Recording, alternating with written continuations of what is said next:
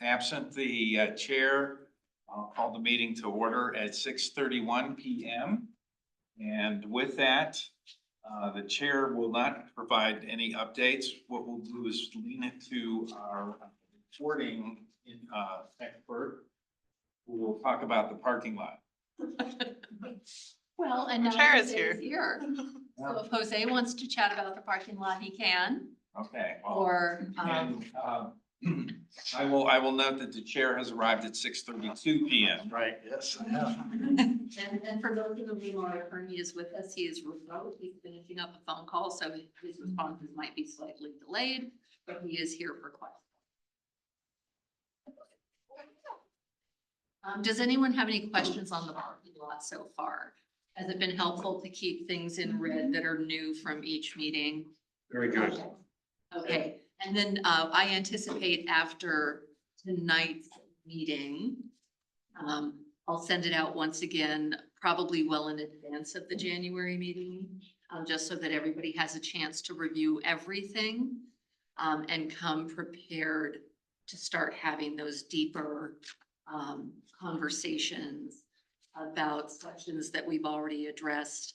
And then we may also find that some sections that we looked at early on that we didn't really feel needed to be addressed, maybe based on things that came later, it'll change kind of how we do things.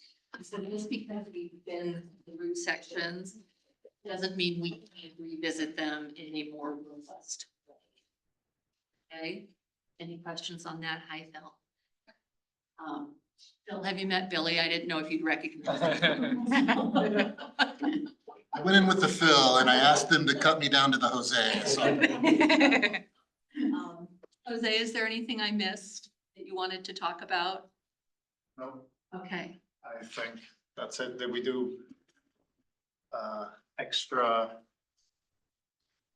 Did we just did parking lot?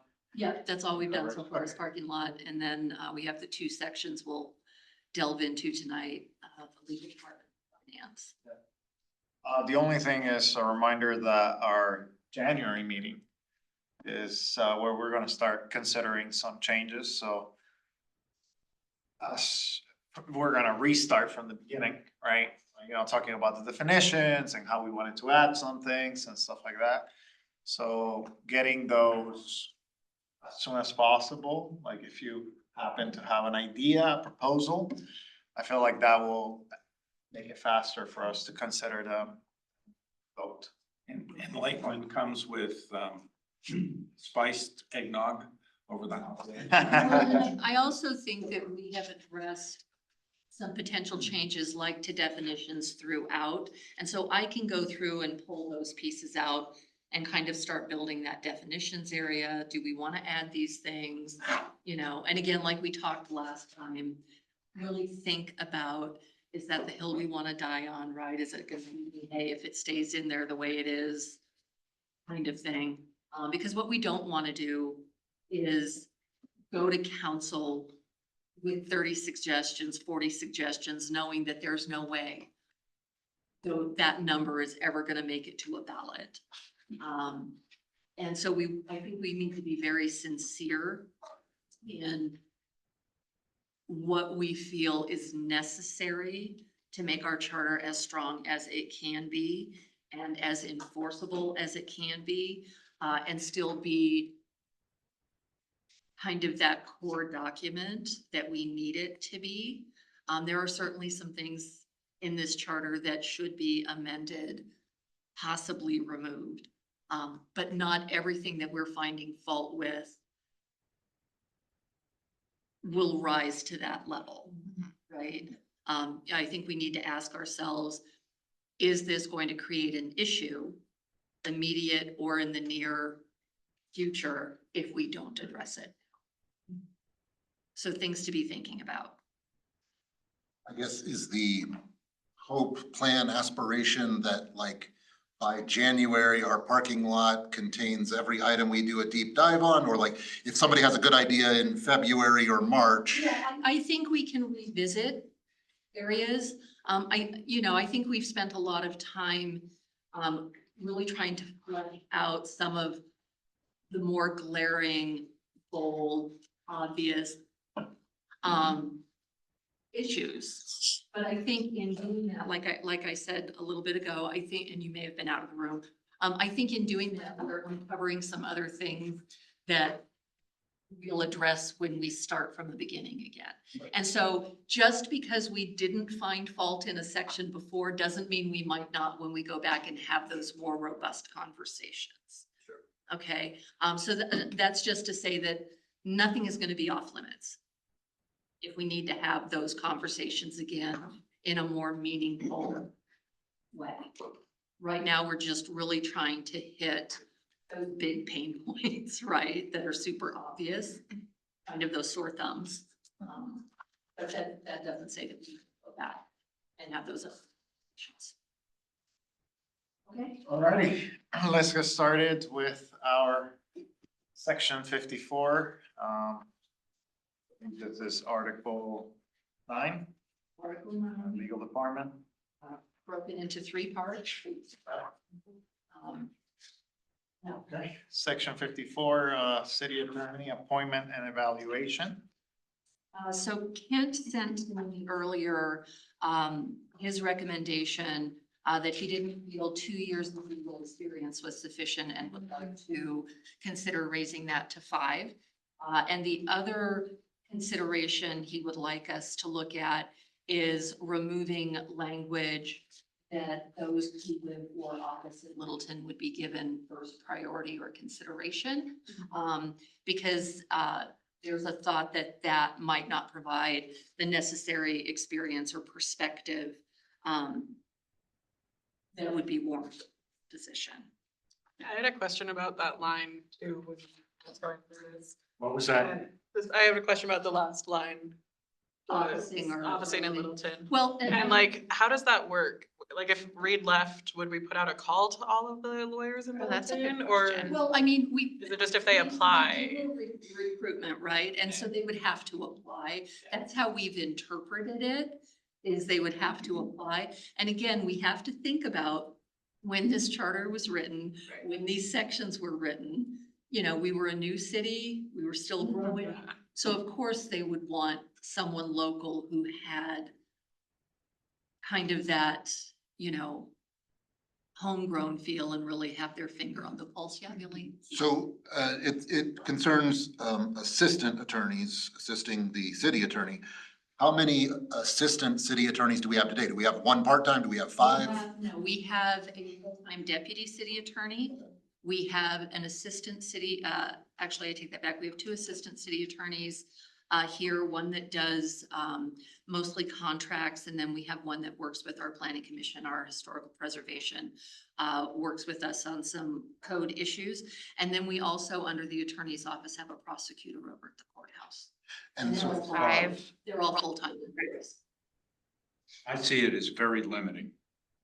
Mhm. To have 2 years of experience, makes no sense. And to be given. And to be limited to here, Right. in this day and age, I would say that that is a major flaw. At one point, when it would open up and be posted, it would have to be posted as a opening, accepting. Mhm. Okay. Yeah, I mean, there's an actual recruitment done like we would do for any other vacant position in the city. Now, if it's Reed's position, if it's the actual city attorney, that's gonna be a much broader recruitment than we would do for a deputy or an assistant, because they have more focused responsibilities, whereas Reed's has to be very, very broad. So when the charter was put together, also, we were the courthouse was the Arapahoe County Courthouse.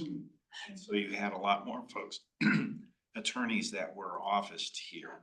Oh, And so, In the sphere of. that makes sense. and so, many more may reside but aren't in any kind of government business, but I don't know that for sure. But as far as officing, there was a lot more that were officed here in the city. And that's the other thing, you know, attorneys who specialize in municipal government have much more in-depth knowledge generally of things that city governments deal with land use and things like that. I've heard they're amazing. Look who's off his phone call. I'm so sorry. This has It's all good for you. Chicken out. not been great planning. Yeah, Josh. How has the term first consideration been interpreted legally? Well, in I mean, this I process? think if local people apply, their applications are looked at, but I don't know that that's necessarily moved them up. Yeah, that was my question. Like, does first consideration mean we hire a mediocre lawyer in Littleton before a great lawyer? Right. Or does it's like a tiebreaker, like, oh man, they're dead even, but we gotta give the tiebreaker to I Littleton? think Like, we all go best suited for the Do job. we use a recruitment company We, like we do for the city manager? yeah, we usually bring in a consulting So company that does. all of that's kind of done by the recruiter, Uh-huh. and by the time they get to be the finalist, then that, Correct. multiple. Correct. Yeah, levels at, positions at that level in the city, whether it's a city manager, city attorney, deputy city manager, this is not one or two people conducting interviews. This is panels of people where they are grilled for days on end. By different stakeholders, whether they're from the community, whether it's city council, whether it's, leadership of citizens, yeah. And so it's not, so to your point, Billy, if there's a mediocre local guy and a national guy who's way up here, we're taking the national guy. Yeah. Yeah, I like the removal of that. Yeah, so I appreciate that. And I see some agreement that that's something we want to move forward and talk about in more detail. Yes. Yeah, I would just note for the benefit of the group that this provision isn't in, it's not a quote unquote preference or requirement for the city manager, nor is it for the judges section, which we'll get to. I thought about that too. Yeah. Right. Yeah, probably back in the 50s, it made a lot of sense with, I don't know, concern about other jurisdictions. Those pinkos in Inglewood, we had to make sure that we didn't want them infiltrating our city, but today, probably not so much. I will tell you that there have been other cities that had a residency requirement as well. And state law has come in and said that you can't require someone to actually be a resident of your city unless it is actually necessary for their function. So I don't mind the clause. It doesn't make a lot of sense in today's day. And There was a time where our city manager, police chief, and our finance director had to be residents.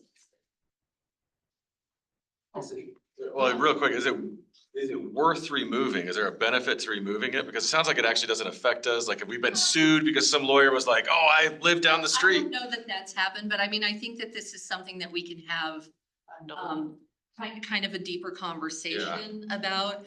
I think to Reed's point, there's a little bit of an equity issue here where this requirement doesn't live anywhere else in the charter of council's other direct reports or anybody else at that executive level of leadership.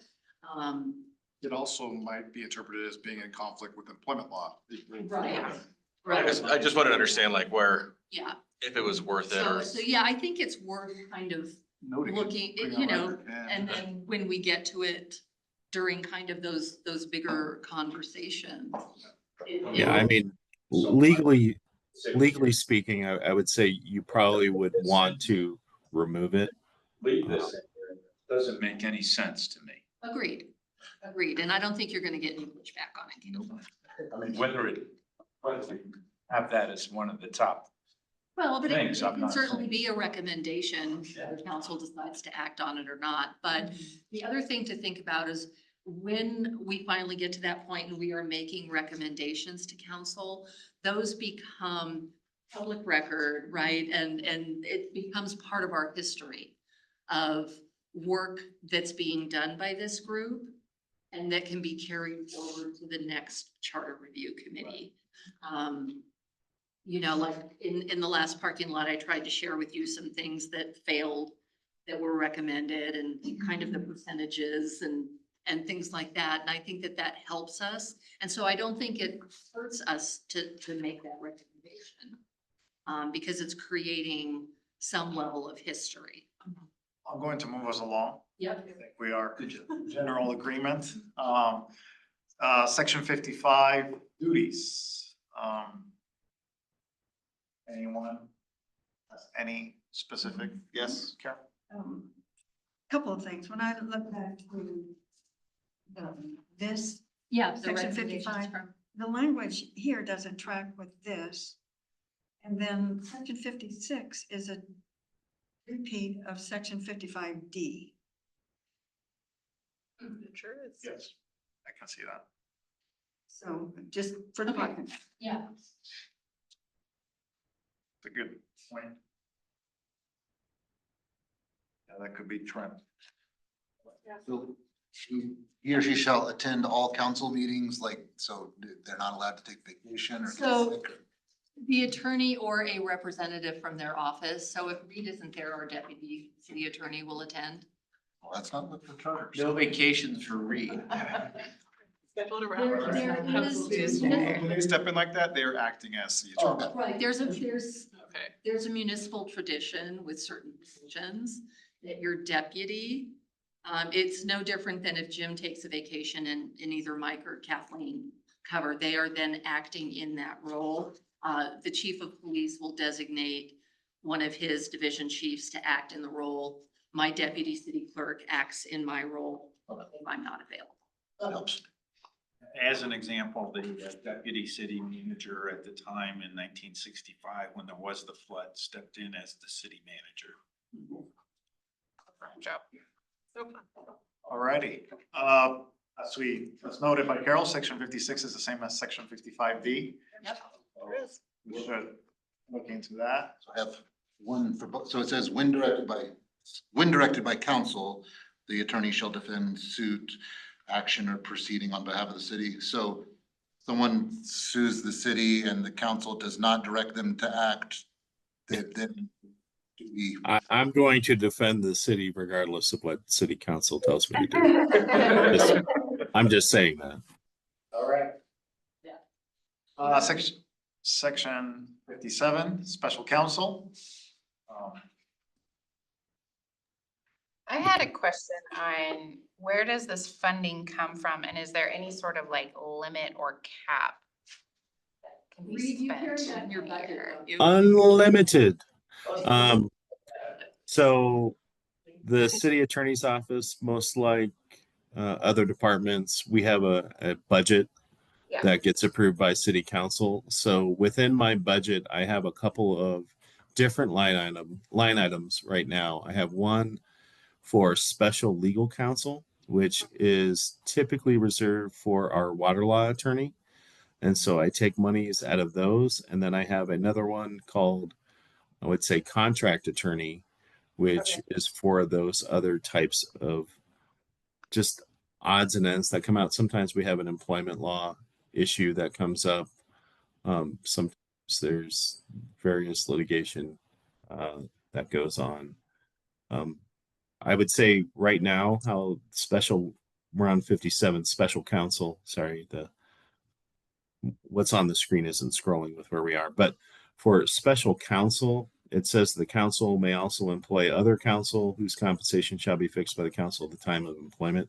So I will tell you that I apparently am not complying with that because I will retain counsel. Like right now, our water law counsel has not necessarily been something that council has approved, or if there's a special legal matter, I'll just hire them. So I don't know if it's necessary within our charter right now. The question I had is how, if I have not seen council take action to fix compensation for an outside attorney. But that's what the charter requires. So makes it look like they're not in compliance. Right. Or is section 57 giving council the ability to get special counsel outside of the city attorney? Yeah, I interpret suppose that's right. Or in a, That's it. like a conflict of interest or something. Yeah, I see it as power, not limitation on the attorney. On the issue that's, the special counsel is gonna be needed for. Well, and you could argue that if council approves the budget, then that compensation has been fixed. It says shall be fixed at the time of employment.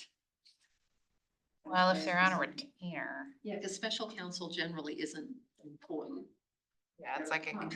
It's a consultant. contract. So I think that this is an area we can look at and maybe determine if this has to be in there, Mhm. number one, and if we determine it does, look at the verbiage. Mhm. Because I interpret that as council power, not restriction on attorney. Yeah. Okay. I think that's a good read. It's under city. Section 58, establishment, Talks about appointment. appointment, qualifications of judge. Kent, I believe, sent also some suggestions. Yeah, suggestion that the term be changed to 4 years versus 2 years. With an argument that 2 years is too short of a time to allow for continuity in service. That's why. In practice, what terms have our judge, I mean, do they get reappointed 2, 3, 4, 5, 6, 7 times or? Is there a limit on appointments? Term limit? Or limited. What's the state judge term?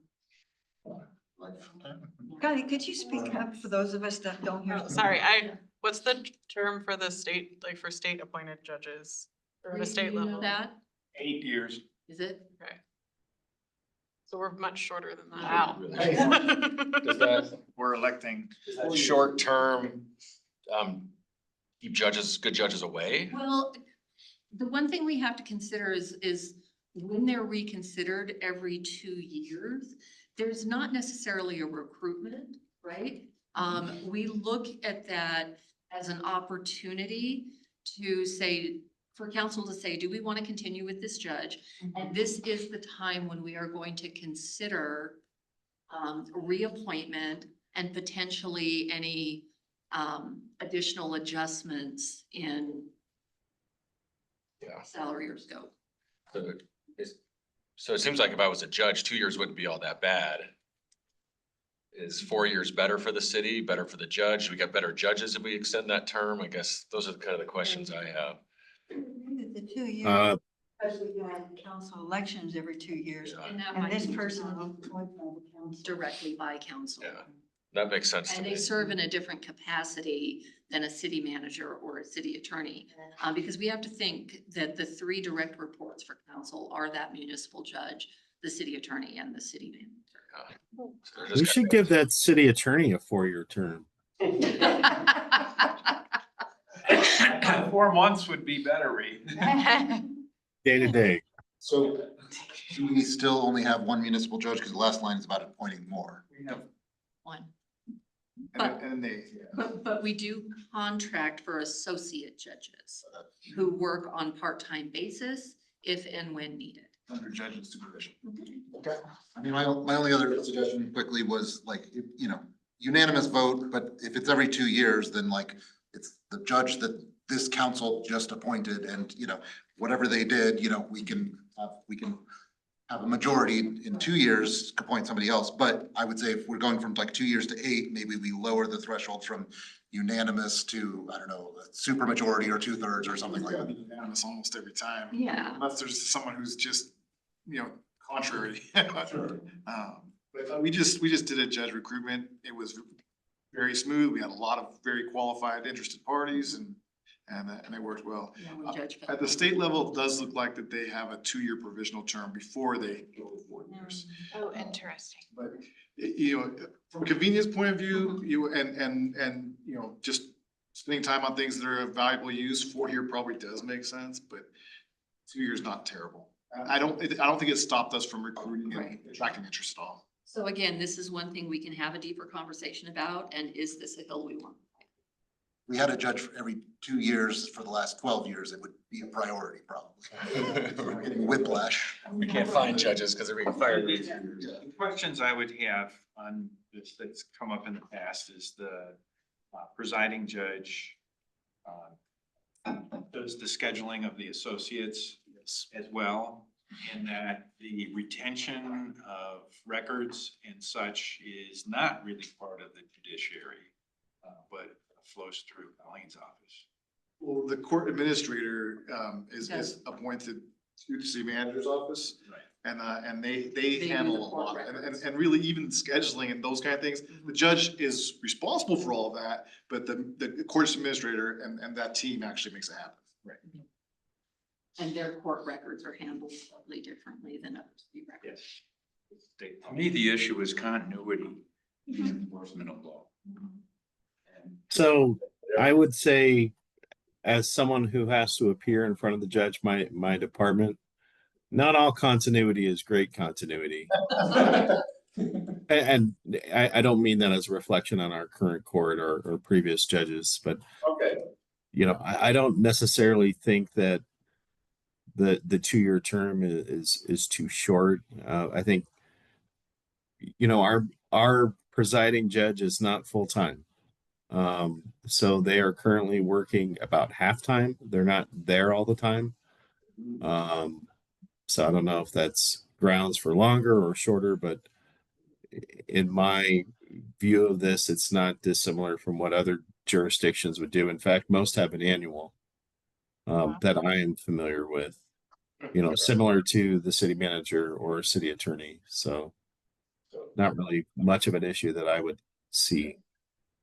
those are good comments for us to think about. Yeah, one of the things that's important with the judiciary along with the police department is that is sometimes the only place that regular citizens have contact with the government. Mm. And so demeanor in the courtroom becomes as important as knowledge of the law and such. Well, what does that mean based upon whether it's 2 years or 4 years? Meaning that. It's just, you're just adding some chocolate dressing, some different chocolate to the cake. Right, but I mean, if It's not, it has nothing to do with this. I'm not sure I would change it to 4. It's not held us back before, so, Okay, Based upon what you just said, because we've I had. would take issue with that. Okay, that's a conversation we can have. section 59, contracts and conveyances. These are miscellaneous legal provisions. I think this has been amended twice. Did I read it correctly? And it could have just been amended with language to change president of council to mayor. Gotcha. Like that. Makes sense. Doesn't mean that it was necessarily changed in any kind of. Substantial. That's substantial. Okay, sounds good. Any questions for the parking lot?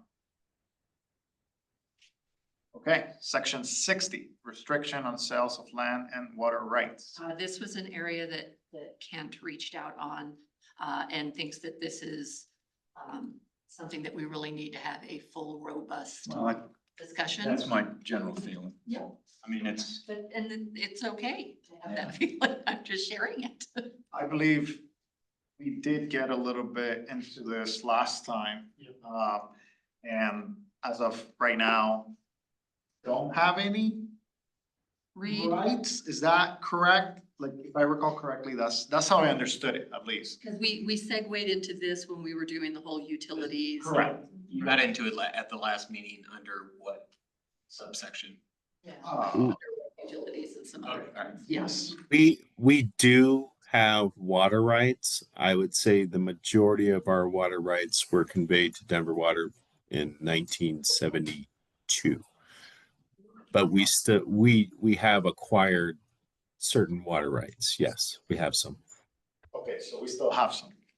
Correct. what are those water rights to?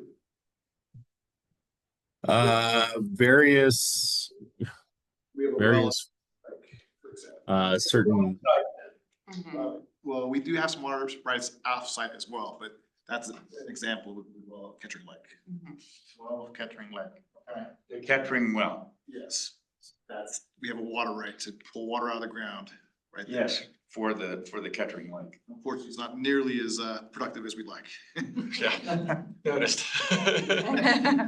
And if I understand correctly, this section is essentially saying that if we were to sell those rights to somebody, we will have to go to the people. Okay. My question is around land owned by the city. Does this restrict only parks and open space? And it's like, if we sell a roadway or we sell property we own elsewhere, that's just by ordinance then? yes. We have vacated land before, without going to vote of people. Okay, so only parks and open space are protected by a vote? So, Give us an example Correct. of things that were, Like, we had a dedicated right of way that we weren't using, and the adjacent property owner, requested a vacation of part of it to their property, and an agreement gave us some things in consideration, and we Sure. we did that. But that was the Jackass Hill Trail that turned into a problem 20 years later. Not Vacation though. Was that? That vacation was unrelated to the things we were working on here, so. Well, but It's just coincidental that it was in that area. that's an example that we gave up property rights and it turned into like a real issue 30 years later. That vacation didn't turn into an issue at all. It's still not. Okay. But I hear what you're saying, but they're, because we still other have, than being in the same area, they're not related. A similar We had the hypothetical other half of situation it. could be bad. Yeah. If we vacated the side that we kept, that would be a problem. And we didn't, and we're using it, and there's a trail there today. There's construction site today. Well. Should be open any day now. Yes, and that's not us. Okay. so with something like Geneva, so I know there's conversation about Geneva Village and the northwest gateway. Would something like that being sold if for any reason we decided to go to a vote of the people? Or is that, I mean, that's not park or open space? Geneva Village is not open space. It's DNR or something like that. So that particular section is not open space.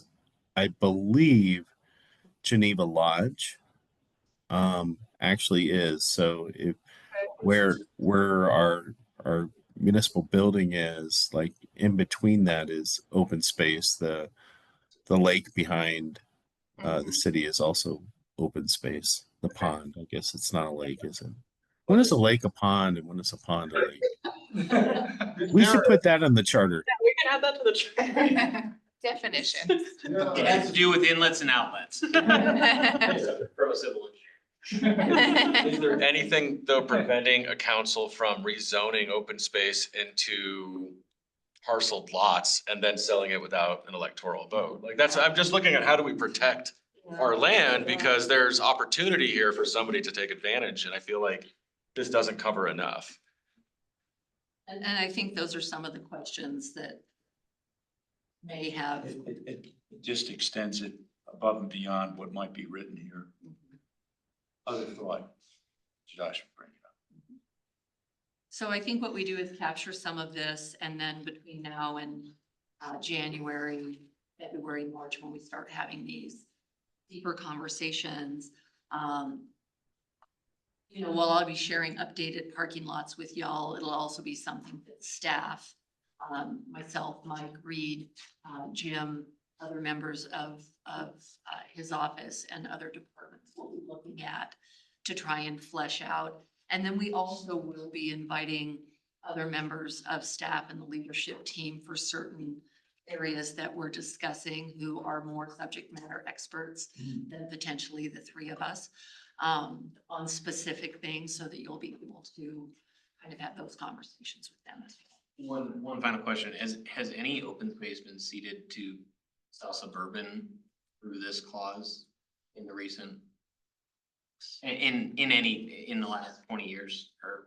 I don't know the answer definitively, but generally speaking, we maintain ownership. They operate, maintain. I'll let you know. All righty.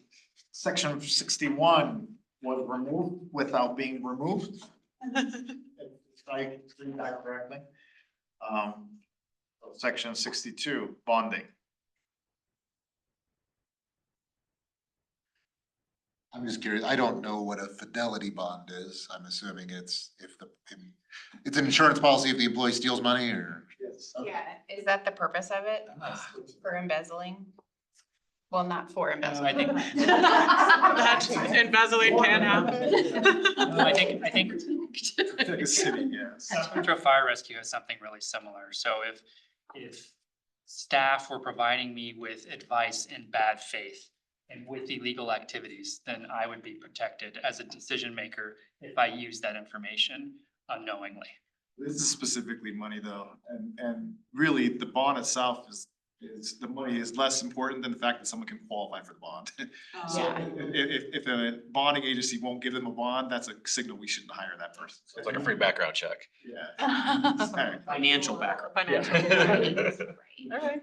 Yeah, I'd say it's in a weird section. Yeah.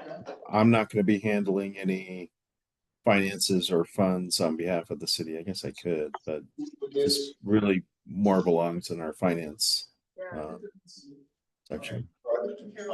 It says it's sufficient amount, again, to be fixed by the council. So when does that happen? Does it happen by ordinance, resolution? I'd Yeah, have to and look and see if council has ever adopted a resolution. I mean, a lot of times when we think about fees and kind of financial stuff, a lot of that is done by resolution. So I can certainly go back and do some search and see if they've ever set anything So we could related to the fidelity bond. Fixed by ordinance by council or fixed by resolution, so it's real clear. I can do some research. Eileen, I would add to that, this is an outdated instrument. Nowadays, you get officer and executive insurance. That covers it. A fidelity bond is something from the 1800s. It's irrelevant. And so section. this may be something that we want to strike from this section and put something else in another section that's more appropriate. yeah, I mean, I would say it probably doesn't need to be in any section. This is something that we're going to do to protect the city, regardless of whether it's in a city charter. We follow, exactly. All right. Called D and O cover. Section 63, previous contracts.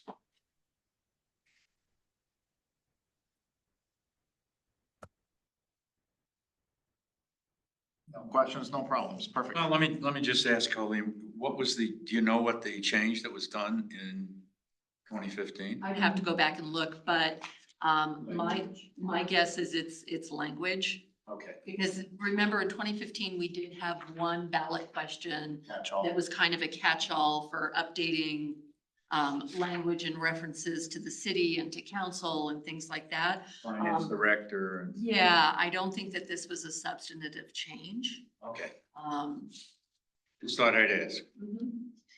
All right, favorite right of the city. Section 54, right of eminent domain. Clearly, you've never been through the process, Jose. And so Kent wanted us to provide rationale for the exception for urban renewal plans. Can you speak to that, Reed?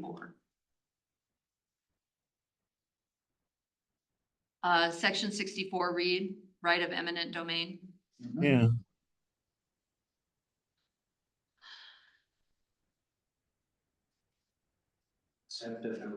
Well, It's an oxymoron. to me. Right, it's a I very, mean, you don't condemn somebody's property. if they're asking for If it. they're asking. At their request. You don't condemn it because you have a disagreement. Well, I did this for I don't know about that. There are instances where you, Use that legal. Someone- It only says urban renewal plan. yeah. Specifically tied to that urban renewal.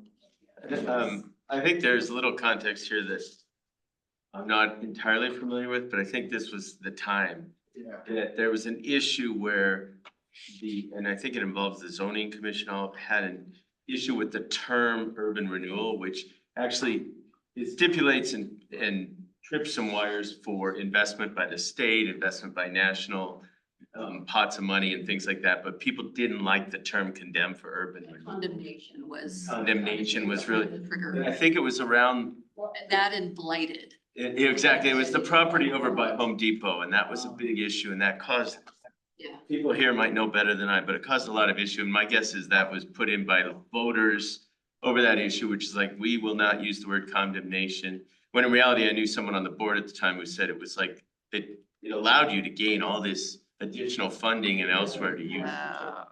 That's Yeah. exactly where. There were. Tax increment financing in relation to urban renewal? I don't know. I mean, they shouldn't have called it, they should not call it urban renewal, they should call Yeah, it, that was the era of council meetings that Life. lasted until 2:30 in the morning. okay. Oh. Life and vitality, like they should rename it something. It's the term condemnation for urban renewal. I'm having a little bit of shock here. Yeah. 64 was put on the ballot by the council. 64.5 was put on the ballot by citizens. And the 64 was put on the ballot at the very last minute. If they had waited much longer in hours, it would have never made the ballot. So it was, in my view, it was a distraction for 64.5. Okay. Okay, How did it, oh, never mind, we'll ask in the parking lot. yeah. What was your question? I was gonna ask, how did it get, if it was put on after the urban renewal 64.5, how did it get before it numerically? They're probably on the same ballot. Okay. Yeah, same ballot, but on the ballot. They both This one passed. was 64 and this other one was 64. Okay. We passed in a special election and then were amended later during the general election. Yeah. Okay. Probably just. Carol, any was- further Carol, questions? just real quick, Carol, so 64 was like an attempt by the council to stay off 64.5? I believe, that was the feeling at the time that it was a distraction. Okay. In reality, if they both passed, it was, one didn't interfere with the other. Reed, is there any reason that we have to have something in here On urban renewal. on urban renewal or eminent domain? Given that the use. Well, not really on eminent domain, as you know, statutorily we have that right. The city has that right for eminent domain. If you wanted to limit the authority of an urban renewal authority, or the powers, then that's probably what 64.5 is, even though it's at the end of 64 as well. Because an urban renewal authority would have the ability to condemn property. It's a statutory right. So if we wanted to further limit that, then that would explain why we would have that provision. Any further questions? 64.5. Which deals with some things from 64 as well. Yeah, just the fact that it's a very long sentence makes it incredibly confusing. What I'd love to recommend or suggest is some tutoring on this, like when we get a chance, so we understand it, when we get into it more or deeper. Yeah, I've made a note to do some research. What does urban renewal mean when you name it? Why does it do for you? Does it carry statutory definitions? Yeah, just to understand it better. Looking at 64.5, like, did that affect like the Costco going in? We didn't vote on that, did we? No, it was by right. It's not an urban Urban renewal. renewal. So, okay, so I guess I'm confused. So like, I don't understand what an urban renewal plan is. Urban United or- renewal is its own authority, Very Right. specific. and they Okay. can create a plan, and then they can use tax increment financing to fund that plan, and they can use eminent domain. And at one So- point, we had 4 plans. A good part of Little, like 70% We had of 4 Little was plans. blighted. 4 different. Yeah, I would say historically, when urban renewal is working appropriately, it's a tool to fix or upgrade dilapidated areas of the city, blighted areas of the city. And when one thinks of what blight looks like, I think one would visually kind of form what that is, you know, some rundown, you know, place, there's crime, everything's, you know, just, well, not well maintained. And that this provides an ability to designate certain areas of the city as kind of urban renewal areas. And what that benefit is, you know, is you can take the proceeds, i.e. the sales tax increment, and use that to fund kind of the reinvestment, if you will, in those locations. I think historically where the city of Littleton may have run afoul, at least with its voters, is designating certain areas of the city to be urban renewal areas, i.e. blighted areas that obviously a lot of our folks did not actually think were blighted or were appropriate for urban renewal plans. And so that led to some of the changes or the limitations within our own city charter. And then the ultimate kind of disbanding, if you will, of urban renewal in the city of Littleton. So our urban renewal plans, all four of them, eventually went away. As So- did our renewal board. Without a project. Yeah. Right. The difference is the legal definition of blighted is not the connotations that most folks will think, and that led to confusion. Yeah. Very complicated Okay. decision to call it blight. Yeah. You have to have like 10 things within the context You of, need to have three to that claim something is blighted. you need to have 3 of the 10. They don't all need. But I have seen URAs just across our state that have been super effective in what I think a lot of folks would believe their purpose is for. So They blighted perfectly built brand new buildings and areas. It was a mess. Section 65, right to combine, consolidate, merge. Ken wanted to know if we had a previous example of where this was considered or in the city. That was a comment that I made. Reed, have you got any ability to make comment about previous examples of where this might have occurred? I have no idea. That's okay. Parking lot.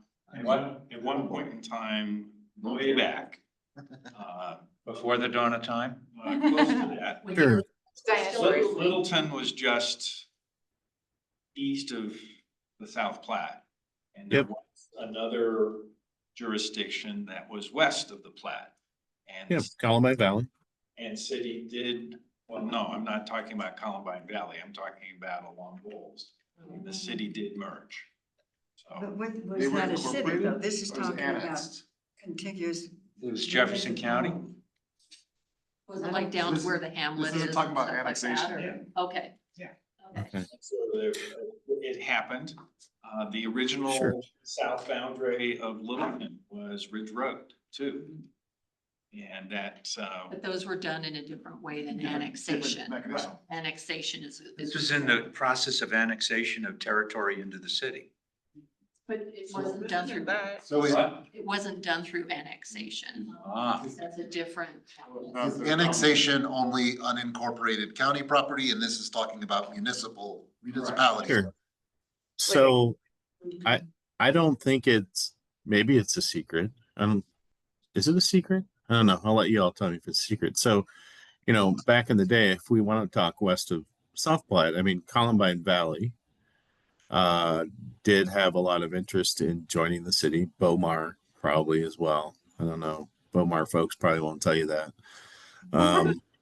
But the fact that those offer no sales tax benefit or very little in Columbine Valley's case was not necessarily appetizing for the city, but it's possible that, we could combine, if you will, with the towns of Columbine Valley or Bomar. I can't think of offhand where other cities or towns have combined. I'm sure it's possible. So I Sure, think there's this, examples. this might be one of those sections where does it really need to be here? Maybe not. Is it gonna cause an issue if it stays? Maybe not. Should ask. Section 66, authority to levy taxes. Very important. This is every year we do that, yeah. Okay. Section 67, operative contracts. Any questions for that one? Sorry, I had one question about 66. I guess, in the universe of all possible taxes and excises you can levy, is there anything? I guess I don't know what that includes or excludes. Are there any government, revenue raising sources that are not covered under taxes and excises? So think of water, Fees. think of South Metro Fire. I'm just thinking like, so we could do property taxes, sales taxes, income taxes, wealth taxes, death These taxes. are only levy taxes that are enabled by the state government. Okay.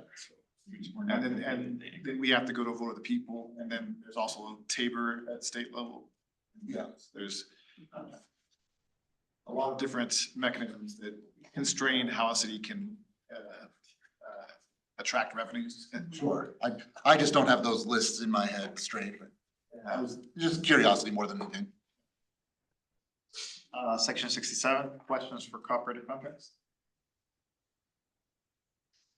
Thank you for accepting cooperative contracts. Something that we do on the regular. I believe this is kind of like related to some of the things that we're doing. IGAs, right?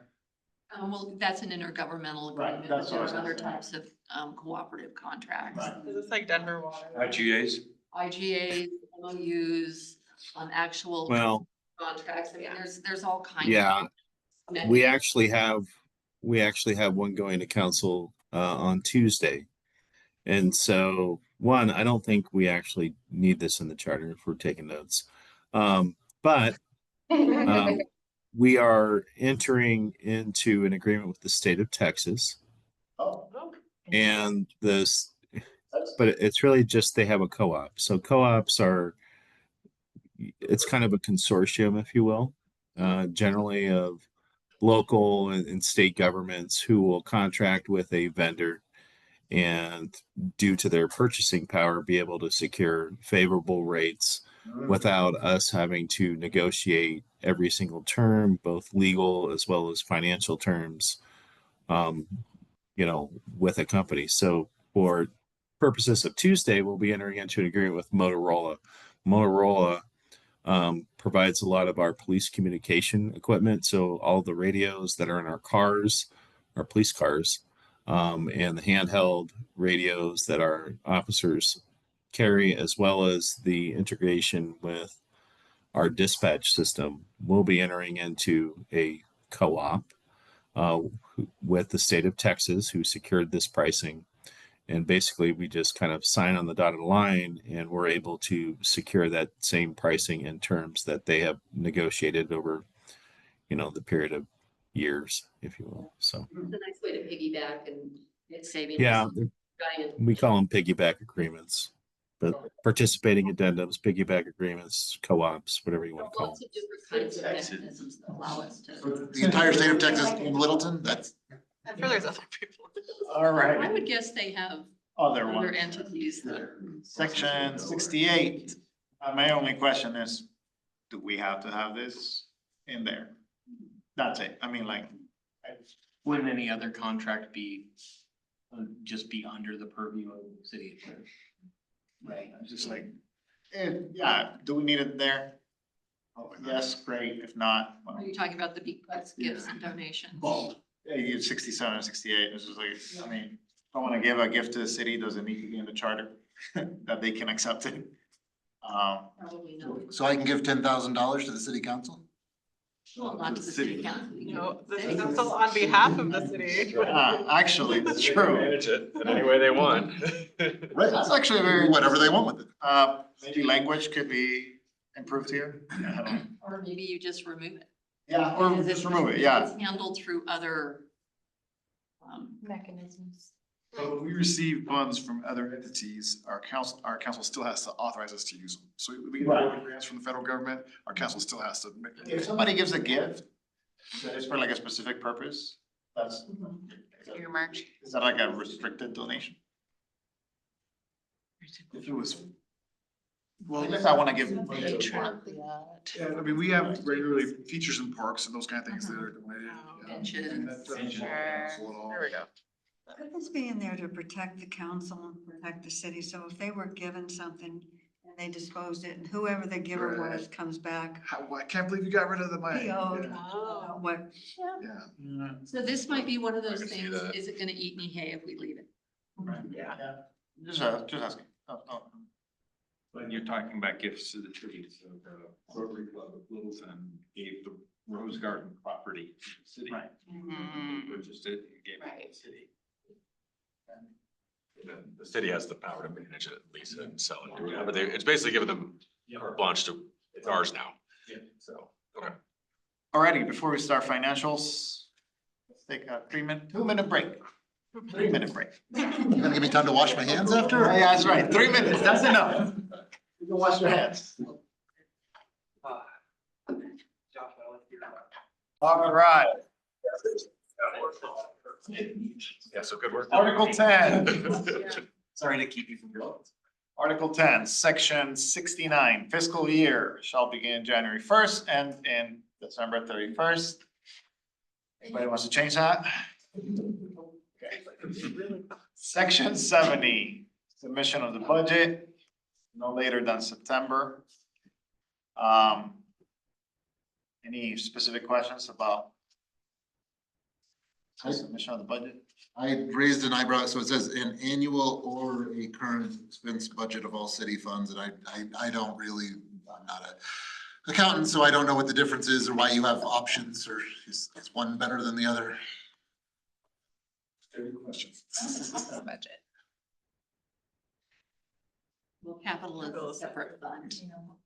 So, Okay, you know, the city doesn't just have one one budget. big budget, right? We have multiples. And then Are we you have. asking the difference between a budget and a capital budget? Annual or a current expense budget, in 670A, the first 5. Maybe that's just a different way to call the annual budget current. So I know that council does like a budgeting day or like.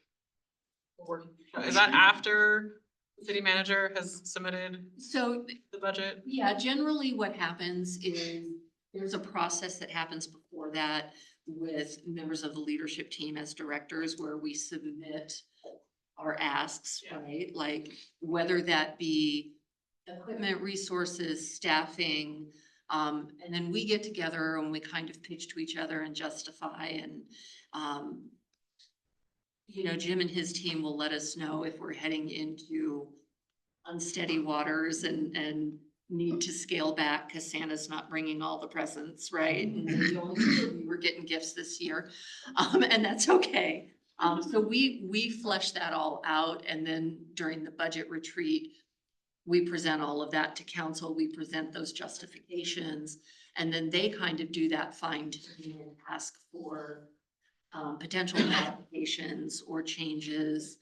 They may find something that we downplayed that they find to be very important and they want to put money behind that. And so that's what that day is. And that day is open to the public and you're welcome to come and watch that process. And then based on the outcome of that, bless you, the budget team pulls all of that together to come up with what will be the final budget for the next fiscal year. It's like making sausage. A little bit, a little bit. Okay. Yeah, so there are a lot of pieces that play into that. I mean, we generally start very early. It never ends, really. Yeah, that's Yeah. fair. You know, yeah, It's an iterative It process. is, it is. yeah. The language is fine. Yeah. It's not constraining us. It's working. Section 71, scope of the annual budget. I just wanted to be sure, I understood, so, clause E, so it's an estimate of the rate based on a percentage not to exceed the lowest percentage of the past 3 years. So does that just mean your projection has to basically be the worst case scenario, like the worst tax generation of the past 3 years, your estimate has to be assuming a worst case scenario than any of those? Am I reading that correctly? Maybe. Because it's a very A lot long. of words. The last group that did it struck that, Okay. recommended strike. Recommended, and that then, There's several things that were recommended in this section. so maybe we Yeah. want to go back and do a deeper dive on 71 compared to Find out recommendations why they that were made.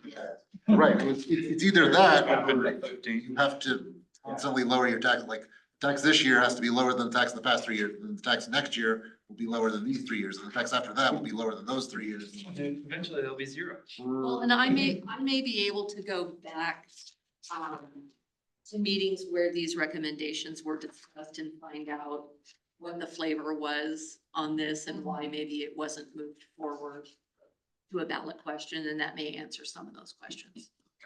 Yeah, and I would say generally there are some Tabor constraints. So when we talk about an estimate, it has to be a good faith estimate. You know, when we're making any sort of revenue projections, because that's what leads to possible refunds to citizens and if we've over collected. So we ran into an issue recently where we over collected in terms of how much we thought we would receive on, well, I would say it was 3A, but that is a a number and a letter that will live in infamy right now. I'm kidding. Okay, I thought that they were the Yes. same letters. You were confused. I was questioning myself. Section 72. Budget message. And that's usually just a little preparatory statement of it. We're doing well. Okay. Section 73, public record. Which is just saying that the budget message and the budget should be entered to the public record. And it's hosted on our website, and there is a binder in my office. Gotcha. You can see past what's on our website. Yeah. All right, section 74, public hearing I think we need to add more modern language to this one. to the hearing. 3 column The inches. notice of such hearing shall be at least 3 column inches in size and published at least 1 week in advance of the hearing. That's in a newspaper? Do we do Yeah, that? We need to hire a town clerk. Again, is this a hill we want to die on? We, But I would like it to be required to be online. I know that you probably do. we do. But, Littleton report. Yeah, yeah, but I just, we go above and beyond. So anything that is required for us to put in the paper, we're going to host it on our website. We're going to put notice out in the Littleton report, right, which we have an online version, and then we do have a print version that goes out. So we already go above and beyond. And I think my concern is if we get too prescriptive, Obsolete after that. yeah, it gets obsolete real quick. can we make it more general? Is this different than any of the other notifications that go out? Like the agenda, any of the council meeting agendas that get So posted? that's actually covered under open meetings law. And what Okay, so that- it is different. Yeah, and what open meetings law says about publication of agendas is they have to be published not less than 24 hours prior to the meeting, and when practicable, Yeah. we include those discussion topics and the backup, right? And so, again, we go above and beyond that. When we have meetings on a Tuesday, those agendas were posted today. Yeah, they were posted a little before 5 o'clock. That was running late today on one item. So we already give above and beyond. They're posted at 3 physical locations within the city, this building, the library, and the courthouse. And that's actually defined by resolution at the beginning of the year. That's the first resolution that council passes every year, is where notifications of meetings and other things of that nature shall be posted. So, Yeah, I could see removing just that Yeah, so, 3-column inch in size, like published at least 1 week in advance seems like more than enough. yeah, I mean, and we can make that recommendation, just again, think about, is that specificity? I will improve the lives of absolutely no one. Well, But it is silly to have it, it is silly to have it in there. well, but I do look like, are we publishing a 3-column inch in size? You know, I look like, at. we're not following the rules. Right, like I look at what happened in January of this year, and if they came back and decided to sue the city because I couldn't find that 3-inch column No, it size. says well, yeah. Yeah, you know, so, Specifically in the budget section, so let's refer to the. Yeah, just the this is budget, yeah. only the budget. Yeah. okay.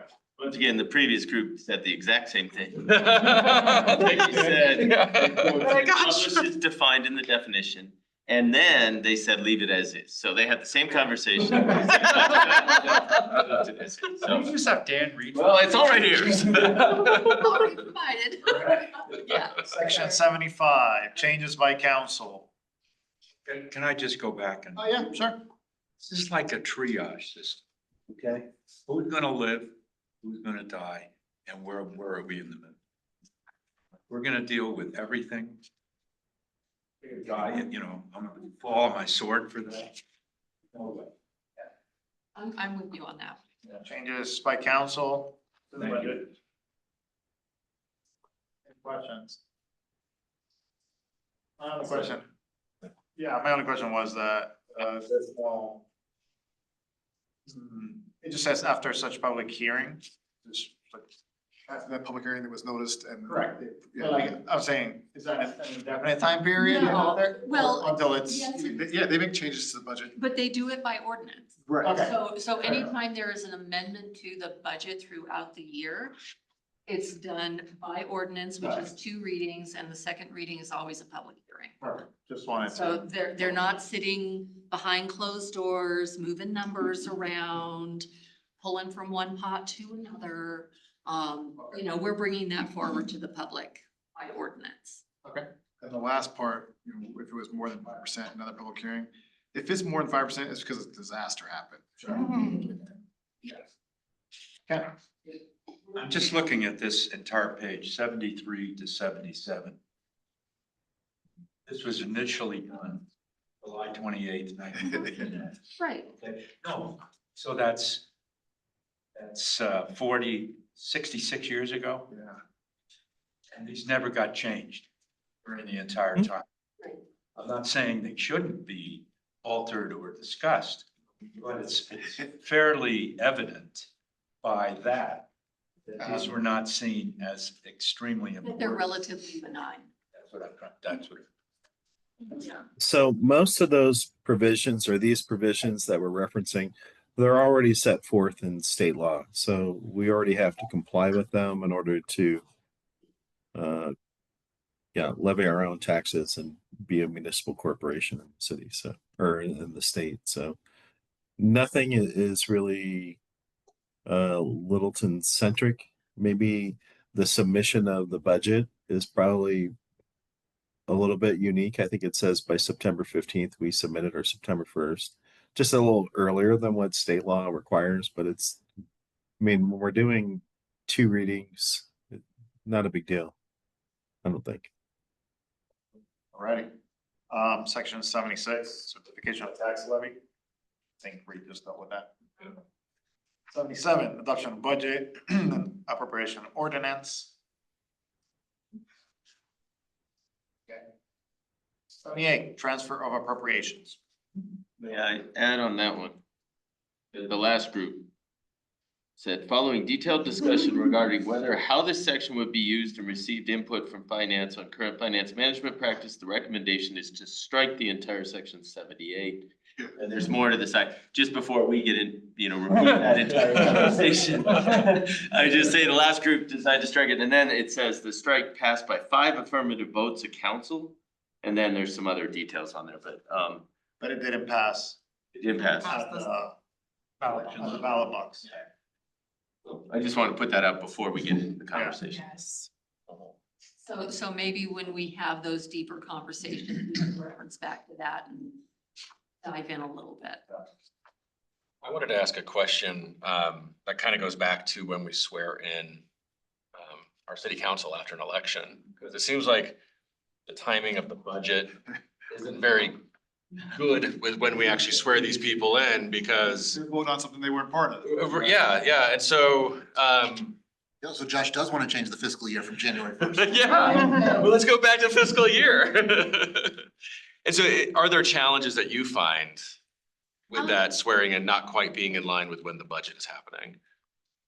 None that I've really seen. I mean, we do, for instance, our new council members who will be sworn in next week, we're doing an orientation with the two new members tomorrow morning. That will be Jim and Mike and Kathleen and Reed and myself and Adrian, who is our director of major projects, and Lori Mata, who is our finance director, and Jessica Bixenman, who is our communications and marketing director. And so we'll have them with us for a few hours tomorrow, kind of going over That those. sounds awful. You're not doing a great job selling it. Some of They're those gonna know high level. Yeah, like water hose of it. Like Reed's gonna be sick tomorrow. Can I be remote for that one too? Kind of going over high level, things that they need to know before they step into those roles, right? But that's also something that we do for all the candidates. Once they've declared a candidacy and they start running a campaign, we do bring them, we invite them in and they're all welcome to come in. Even if they're already sitting on council and running for reelection, we invite them all in with the new folks as well. And kind of go over some of that so they understand what they're getting themselves into. And so, yeah, I have not in my tenure seen that. Like, let's say you had a slate of candidates that ran on changing up budget priorities, those kind of things.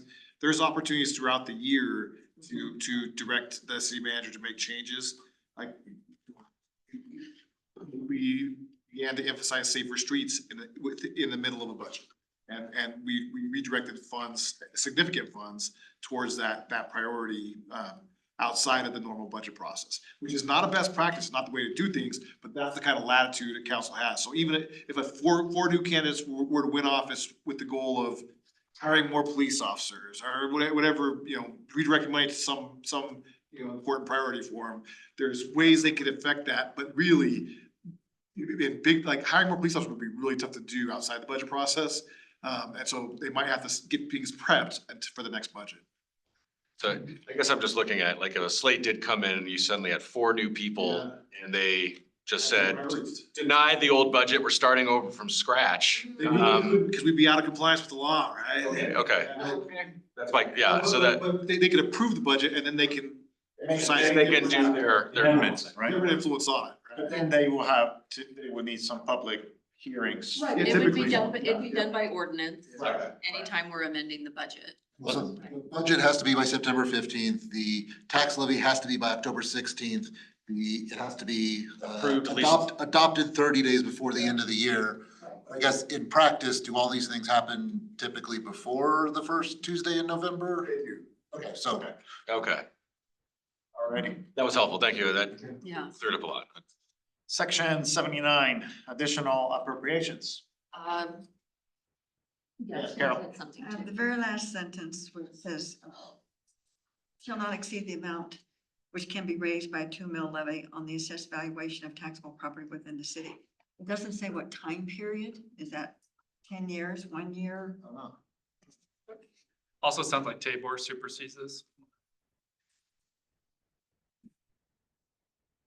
I made a comment about this. Yeah, Is the figure of temporary loans, the amount of 2 mil levy cap on assessed valuation still appropriate, or should it be more? what would I don't know what it should be. Things are a lot different today than mhm. when this was done, even amended in 83. what would the dollar value be of a 2 mil levy on the assessed valuation of taxes today? I mean, is that $1 million? Is that $1 billion? I don't know. That's a question you could ask and you can get information on it. Yeah. That's my one question. Our current property tax is like 5 million a year. How much does it raise? How much Yeah, is allowed to be raised? I mean, 2 mil on a few farms is different than 2 mil on, 20,000 homes and businesses. It's still not much in the grand scheme of Well, 'cause things. it's only like 4% of the whole budget. Yeah, exactly. I just don't know whether it's still. a problem. We get Oh, such a yeah. small amount in property Well, tax. I know, but total, but that would answer the Yeah. question. Um, Because our two mils is what we're charged now. mhm. Well, 2 mils that goes to the city or 2 mil that goes to the county? City. I'd say, should we, do we even need this section? I mean, I think the reason why I was there was to give a limit on government. Sure. And, I don't know. I wanna know what happened in 1983 with our sewer plant to cause both. Yeah, They're both tied together, it looks like. Did we partner with Eaglewood for the South Platte Renew plan? Well, but this is when we moved it and Yeah. built the new plant. Funny that it It's got a lot different. harder. Yeah. It's like That seems like they should have something like 40 years to do without that. US Constitution. I mean, the fact that it specifies West Bellevue Avenue. The old sewer plant, that's language in our charter, the old sewer plant. We are a small I guess I'm just also, I would point out the inconsistency. So back in, what was it? Section 75, it was if the budget changes by 5% of the city budget, then we have to do something. So here in section 79, it's if the budget changes by a 2 mil levy. Like, why are they not? The levy is different than the appropriated budget. And this is talking about a temporary loan. Sure.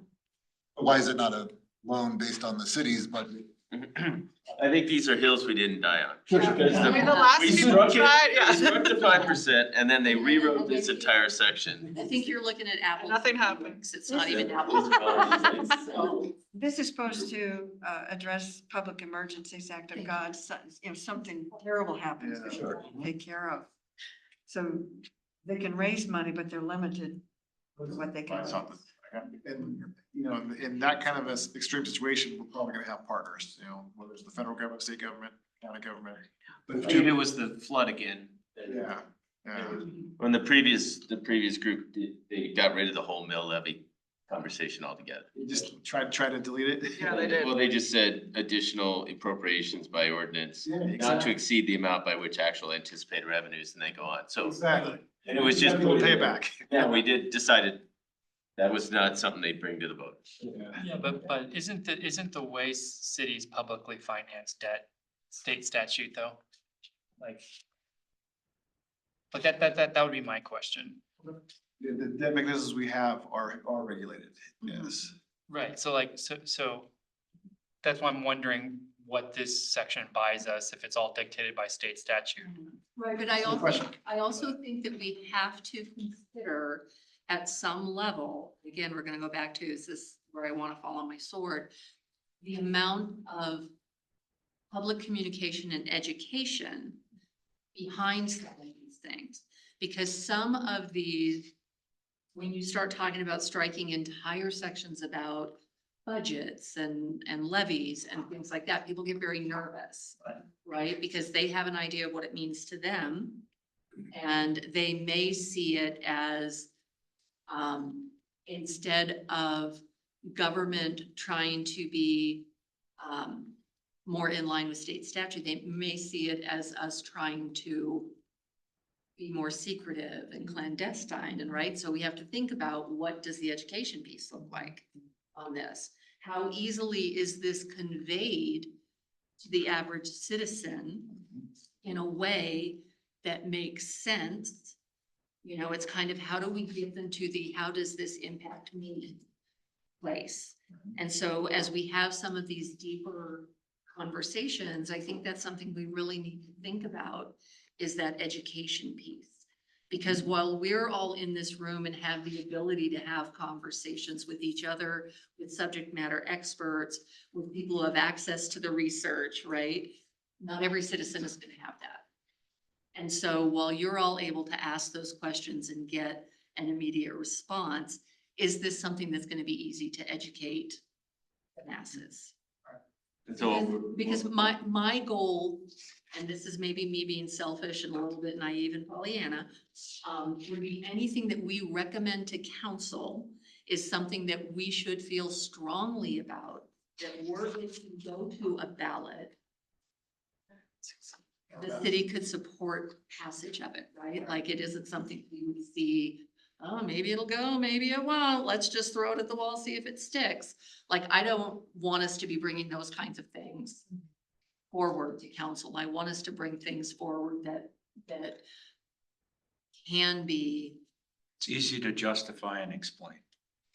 And survive on their own without content, additional content. Yeah. That's what you want. Well, I mean, I think in a perfect world. Yeah, I mean, No, I understand. that's hard to do. No perfect world. Yeah, no, it's hard to do, but I think it's something we have to consider. Does it mean we aren't going to make a recommendation absent that? Maybe not, but I certainly think it needs to be part of the conversation. All right. But I think what you're pointing out is that the challenge is amending the charter. Yes. And wise people now and in the past have found the same incongruities. However, the challenge is it takes electors to change the charter. Yes. And on this one, the spirit of this piece, if I'm reading it, is the city has the right to use funds if there's an emergency, right, directing. Limit that, right. Yeah, Yeah. but at a limited way. So in a certain sense, we could change this so it's a lot clearer, change it deeply, but it would kind of be the same thing. Right. Right. Yeah. Section 80, appropriations to lapse. Kent asked, does the city still have water funds? Yeah, do we still have that? Reed? We don't collect fees for water. Your microphone's We off. have a water fund though, Mhm. 11, 12 million. Yeah, we have sewer and utility enterprise funds. And. Yeah, I don't think we necessarily have a water fund any longer. I just wanted to ask the question, It's good. whether it gets removed or not. I'm not that concerned. I wanted to ask the question. If we have. But this applies to, Reed, don't we have a stormwater fund? We have stormwater. Stormwater has. Yeah. Maybe that's water. We'll put a storm in front of that water and we'll be okay. Stormwater and flood management is one enterprise. It'll be different Sewer than water. Utility is an enterprise. No, I understand that. No, I'm trying to. This says sewer, Yeah. it could be storm sewer Or sanitary sewer. or sanitary. Yeah. You don't usually refer to storm as water. Sure. No. Okay. Yeah, we have a stormwater and a sewer fund, separate funds, both enterprise funds. Sure. You could just say utility funds and be done with it. Mhm. I didn't understand how we got to 4/5 of council as opposed to 5/7 or 6. Well, did we have a 5-person council time, It maybe? just says It's if you have possible. 7 members present, it has to be at least 6. If you have 6 members present, it has to be 5. Sure. Or it has to be 4 of 5. If you have less than 4, you don't have a quorum. Right. Okay. 4/5 of 7. Yeah. Section 81, long section. 80% of 7, okay. My only question to this is second paragraph, first line says, if the amount needed does not require a tax levy for all such purposes in excess of 2 mils, the council is authorized after a public hearing to make such a levy without putting the proceeding to a vote and register electors. They would still have to go through They still go through the Ordinance. ordinance process Okay. and public hearings. and- Gotcha. So, I mean, technically, they could raise this every year if they wanted to, but it has to go through that process. Okay, that was my only question. Every month. Hey, every day, why not? You know, every meeting, but yeah, that's fine. But they're still gonna be limited by whatever they're actually levying. Sure. So. Yeah. No, for sure. Whatever debt we get, I just wanted to, okay. Perfect. That was my only question. So I would say this for this section and the previous section related to the 2 mills, that it is something that we need to, a hill we need to die on, but it is possible that the city goes to its citizens and asks to increase that mill levy. And so I don't know if it's not necessarily tied. I don't know where we came up with 2 mills. I know it got reduced to 2 mills when we had SMFR or Littleton Fire merged with SMFR, and then we reduced our own city mill levy to 2 to make up for, in part, the mill levy that SMFR was going to pay. I don't know where we got the 2 mill levy, but if it's tied anyway to that is the property tax that we currently get, that never mind, I'm not helpful. Go ahead. The increment of money is based on the amount of tax revenue taken in right now as a 2 mil levy increment. That's Right. But that mill levy could change yes. in theory. Not helpful, sorry. Right, but there's a mechanism in here that if that's gonna change, it goes to the registered electors. Yeah, we'll just end up having to mess around with other sections of the charter if need be. Section 82, finance director, appointment and qualifications. I have the same notes as people 10 years ago about it not being feasible, I don't think, for the city clerk and the finance director to be the same person. Yes. And I would echo that. But it didn't go anywhere. It doesn't- There are a lot of municipalities, albeit smaller ones, where the clerk actually serves as treasurer, may serve as the HR director, city manager, town manager, public works director, all kinds of stuff. So I'm good being the clerk. I got lots of stuff to do. But it I.e. doesn't. Columbine Valley, right? I mean, small. Yes, yes, exactly. Well, yeah, JD would be the, Yeah, but again, I don't think it eats any hay by being Yeah. here. It says May, so it's not like a. Yeah. Yeah, Keely, the last group. I already said that. I And then- acknowledge But that. then and staff said it, but then obviously we didn't eat hay on it. So Yeah, we didn't, Yeah, it didn't go anywhere. I don't know Section, what eat Well, hay means, but I like to. Finance. It's a legal term. Finance director shall have had experience in budgeting and financial control. I mean, And again, that goes very to, loose. well, but it goes to our recruitment process, right? And it goes to our job descriptions. Like, we have job descriptions for all of our positions regardless of level. And certainly as you get to the higher levels, the leadership and executive level, those job descriptions are gonna have much broader requirements. Right. And so when we hire our consulting firms through our HR department to go out and do those nationwide recruitments, you know, we're always looking at the highest level of experience Sure. possible. Yeah, I mean, I don't think this is a problem leading to bad finance directors. To your point, there's other, Yeah, we have- we checks have and balances. And we have other, safeguards in place to make sure that we're getting the best of the best, right? Like, that's always gonna be our goal. all right, section 83, powers and duties. I was curious about section J, like, do we actually publish monthly all disbursements of more than $500 in the newspaper? no comment. Interesting question. Well, yeah, and that's where you get into. So, There was a I'll, time that happened. yeah, Seems like that'd be a I very, would say the answer to that is no. I would say that those payments are available online, just as, you know, we've changed. So they do publish all those expenditures that have happened, but I don't believe that they have or had in the past been publishing it through a paper. There was a time years ago where we used to do that. Sure, years, yeah. I mean, during my tenure. Transparency. Well, yeah, Transparency as during well. my tenure, it was, Anybody that wants this can easily access it. is this kind of part of what council votes on every year on how we're gonna post things and be where we're public gonna and post things. post it? And, you know, so we're always gonna have, legal notices are always gonna be posted at our 3 physical locations plus online. Our agendas are always gonna be at those 3 locations plus online.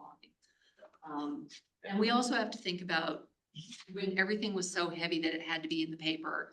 It's because cities didn't have their own websites. They didn't have kind of that mechanism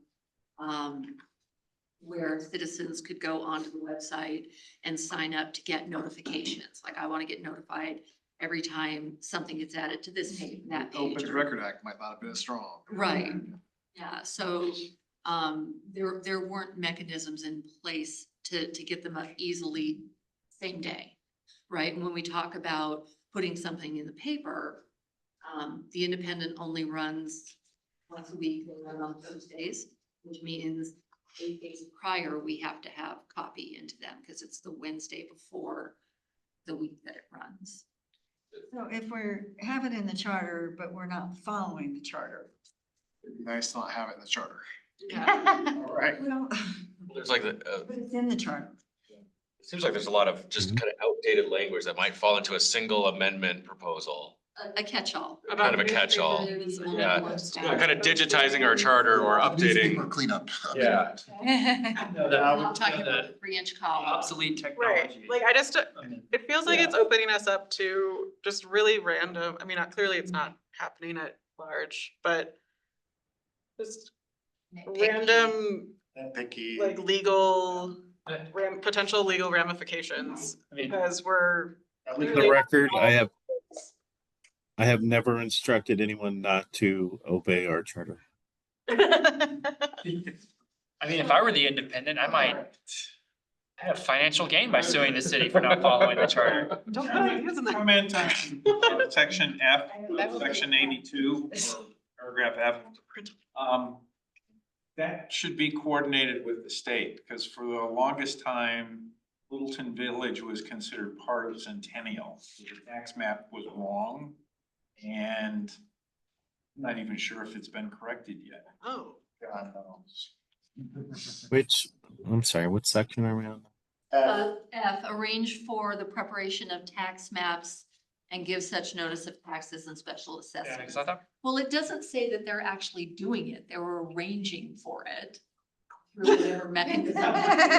Well, and Like, I don't see Lori sitting up in her office with some GIS thing. I'm just saying the sales tax was misdirected on the number of purchasers to the city of Centennial. I think we likely benefit the opposite for people who think they're innocent. And Yep. it works in our favor. Okay. And then in the section L, Reed, I know that you're co-equal with the city manager in reporting to the council, but any financial irregularities goes through the financial director, meaning that to some extent you're subservient to the financial director. No, so this is the finance director. The finance director has to go through the city manager. Yeah, but it says financial irregularities in any department, Including the city attorney's department. including the city attorney as well as judicial. Well, but our budget all goes through the finance department for every department. I was just I trying. think Phil's on to something. I'm just saying, Reed, congratulations, you're subservient to Jim in his finance. I don't bite your tongue, sir. All righty. Any extra questions? Section 84, separate utilities account. What are the utilities owned and operated by the city? I think we should be. Yeah, that's a legal requirement to operate any enterprise funds. You can't commingle those funds. But how many separate accounts do we have today? Utility fund, and we have a stormwater and flood management utility enterprise fund. Just in terms of, yeah, in terms of utilities, it's just the two. Yeah, but Even they can't commingle funds. Right. Right, sure. No. There's also a piece of funds that are for undergrounding. Yep. Lines, and it says it comes to the city. So I would imagine that's a separate fund as well. Why do I get a piece of that fund? That's not handled. Separate fund. I don't know if I would consider that a utility fund, but yeah, we have a separate undergrounding fund if we can get Excel to ever give us our money. But I realize that, Reed, so it's just. Section 85, responsible. Let me just back up. Yeah, there's that. But it's not a utility that the city manages. Owns and operates. It's funds they receive for a specific. I mean, it's like, But we have the poles are now city owned, I think. No, most of the streetlights are owned by Excel. There are some that are owned by, most of them are still. Okay. but that's through Excel, right? We're part of it. I'll put it that way. We're complicit. All right. Section 85, responsibility for funds. All that's saying is that any department that receives funds, whether it's through permitting, liquor licenses, marijuana licenses, parking permits, Donations at the museum. yeah, they go, Fees of the library. all at the directly to court, the they all funds. go to finance for process. Perfect. Not necessarily to Lori herself, but Right. Doesn't matter. yeah. Section 86, general fund, receipts and expenditures. It's like a catch-all for things that may not be specifically earmarked. Section 87, special funds. So the only question I had was, so special funds created can be abolished by ordinance and the remaining assets can be transferred to other funds. So you could raise special funds for Save the Whales and then you could abolish that and transfer the money to murder the whales, like, I mean, you could transfer it to the diametric funds that. Where are you finding whales in Littleton? No. We have a Geneva Village fund. So when people paid their rent at Geneva Village, it went into a fund that was then used to help maintain whatnot. So when there's no more residents of that fund was not closing, right? So Yeah. there's no reason to have a fund. There's no rent coming in. Yeah, I understand we have to do something with the money. It just seems like I don't know if we need any, it seems weird that it could go to something diametrically opposed to what they originally collected for. What kind of funds do you think we're collecting for in the city, Billy? I mean, okay, like, We were collecting rent and it was being used for maintaining it and we don't need that for. we could have a solar rebate fund that then we, give to the oil companies to build oil derricks in Littleton. I'm just saying, it's, I think it's just saying that anything that was created by ordinance can be abolished by ordinance. So it doesn't require like a vote of the electorate to abolish it or Yeah. anything like that. It's just Right. it's equal footing. you have to have a process to put the money Well, somewhere. and, you have to think about too, that,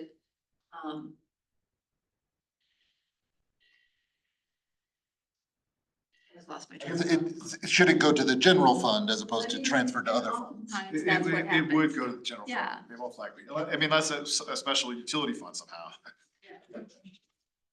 Alrighty, section 88, land and improvements record.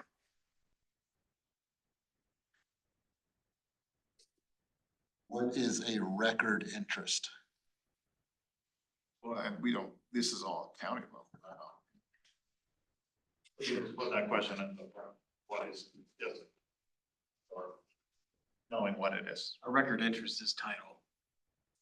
Would be a title check and comes back with the, yes, Okay.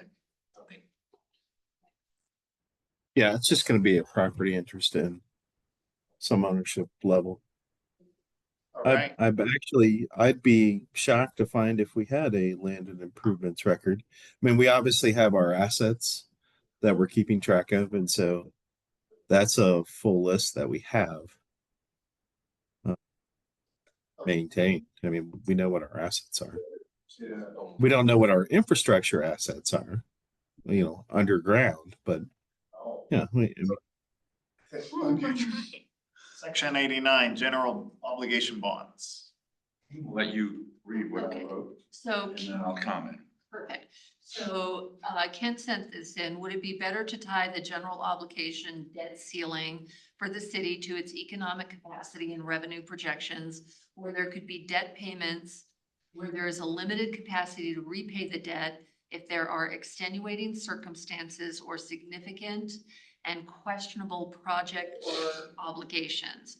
Is there a debt service level and accompanying percentage of general revenue that should be looked at? Should a more complex and flexible formula be prepared and reviewed to make the appropriate determination about a balanced debt portfolio for the various enterprise funds with specific uses and repayment structures.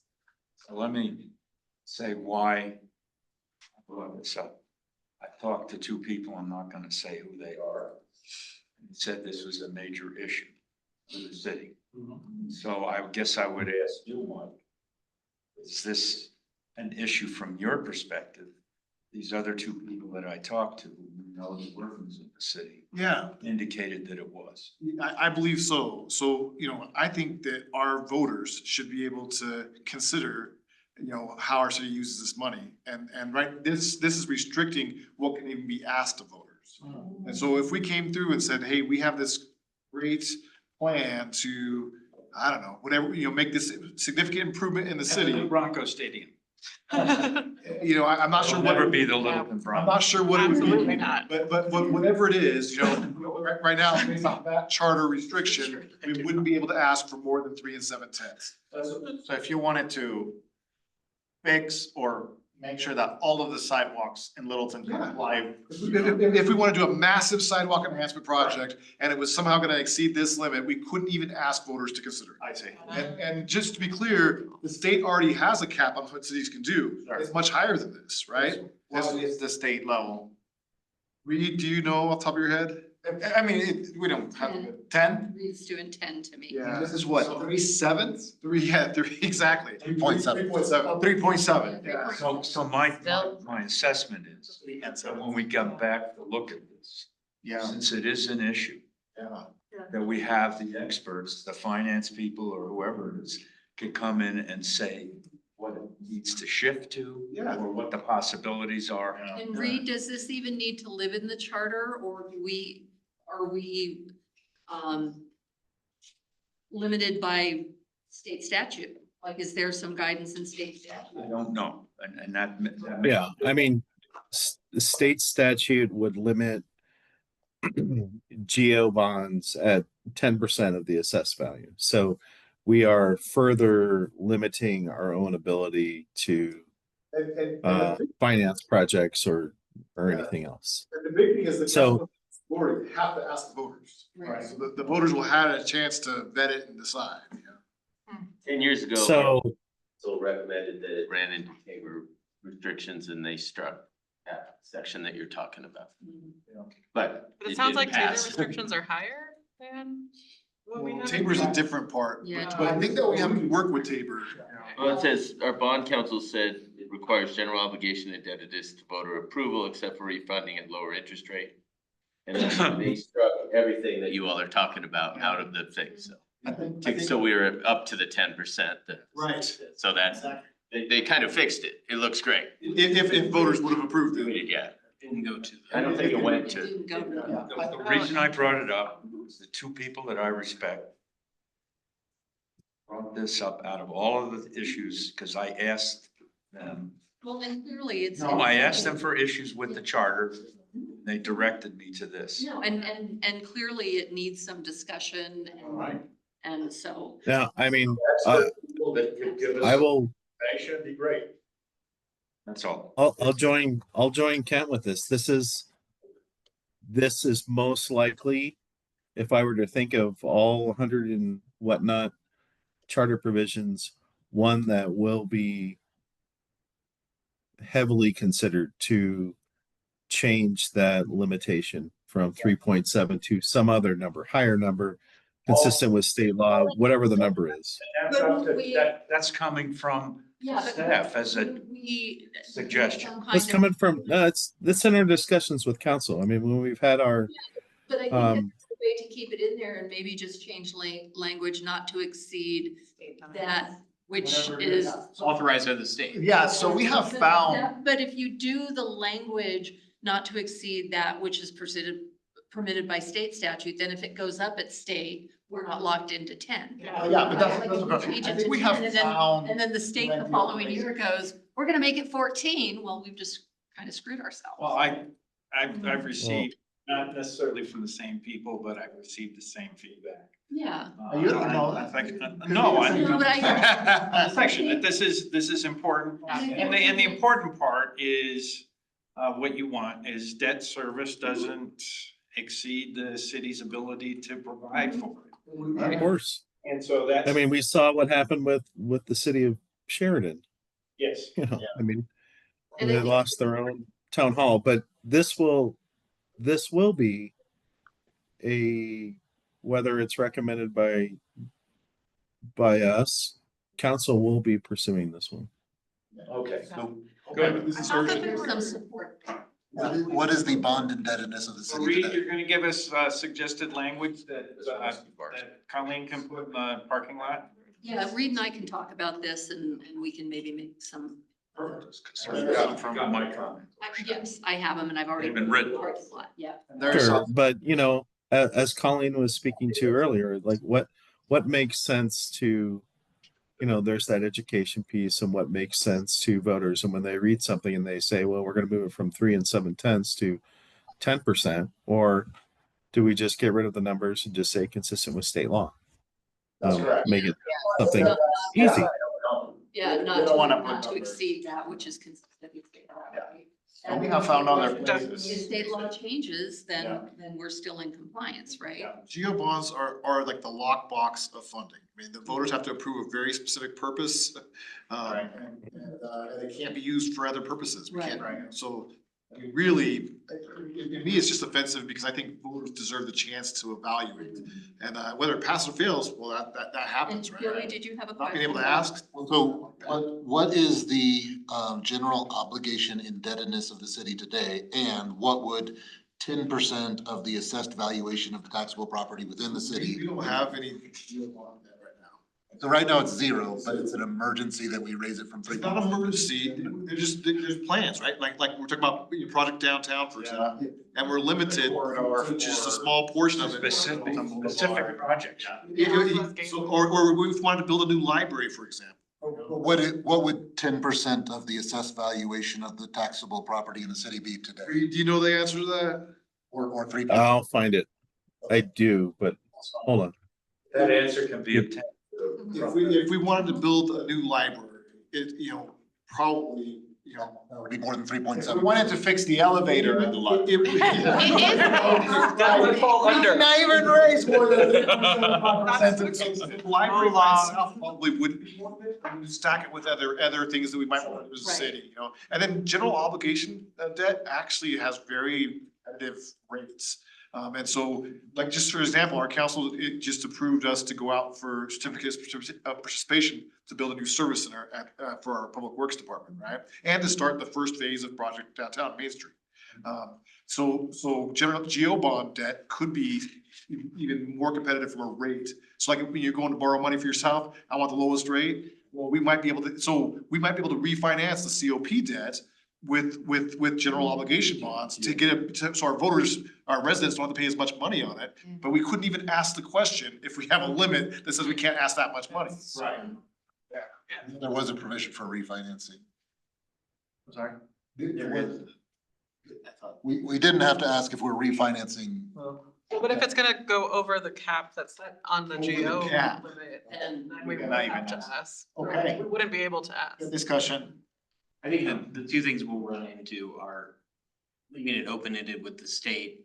How would people perceive that on a ballot measure, and a specific number, how would people perceive that on a ballot? Yeah, we will have to discuss this again. But again, I think and I think there's an education. You have to socialize it and you have to go out and communicate. Right, there's that education piece that If you is. don't educate, Well, and the important part of the communication is you're not gonna have geo bonds that don't go before the voters. Correct. So, I mean, they're gonna have a say in it, And and there'll whether be an you put education campaign state for it. limit on it or not, Right. you still have to go out to the Still voters. say no. The education. what I find is most interesting is that what you said and what Reed said, that this is something that the council has been concerned about. Oh, yeah. Right? Yep. And the two people that I know that gave me said, look at this, make sure if you're on the charter review committee, that this needs to be discussed.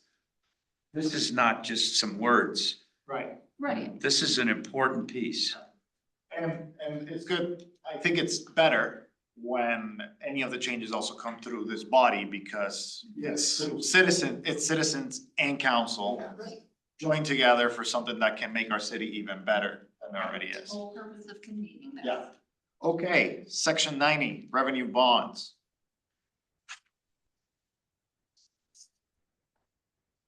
Okay, section 91, refunding bonds. So I'm sorry, can I Yeah. pause us real quick? So on the question of what our current, I think I'm using the right language. So for geo bonds, with our current limitation at 3.7% of the assessed value, mean that the most, and granted, we would need to have valuations and, go back through this, is about $49 million. That is, and if you're hearing from council members that this is a problem, it's that that's not a lot of money. When we talk about the types of, how much projects cost nowadays, I mean, yes, we're talking about the downtown projects. For those who've listened to some of our study sessions regarding our sewer and stormwater, we've had a bunch of failures because we're using corrugated pipe, which is eroding in certain areas. I mean, it's a huge infrastructure cost. So I think if there are concerns, it's that by having this, I won't call it arbitrary because I'm not sure exactly where it came from. Perhaps there was some valuation and method to 3.7, but it definitely challenges the city's ability to address immediate needs. So, sorry. So that effectively takes us from 49 million, if we raise it to 10 to 132 million that could be raised by bonds. Once again, subject to voter approval on the Yeah. budget. Right. So that's the big communication. Exactly. And before you even get to voter approval, the council has to approve putting it on the ballot, right? I mean, Right. There's like so many steps and checks in the way for public comments, like, okay. And just for reference, Citywide. and just for reference, that wouldn't even have paid for half of the Santa Fe and 470 intersection. If you were gonna go a flyover, is that what you're talking about? If you were gonna do a flyover? I'm just saying the intersection they just completed was $250 million. So at Santa Fe. Douglas County just completed. Douglas counties, okay, sorry. So we couldn't have even paid for half of that with the entire city's debt obligation. And that's with the 10%. Well, that's with the Well, 10. that's also- It's like, That's with 10%. so we So could- it's still not a huge amount of money. It's a lot of money if you're building a single family home, yes. hell of a pool. A library might be $40 million. Alrighty. Okay. Section 91, refunding bonds. Thank you Reed, for that. Okay, let's keep moving.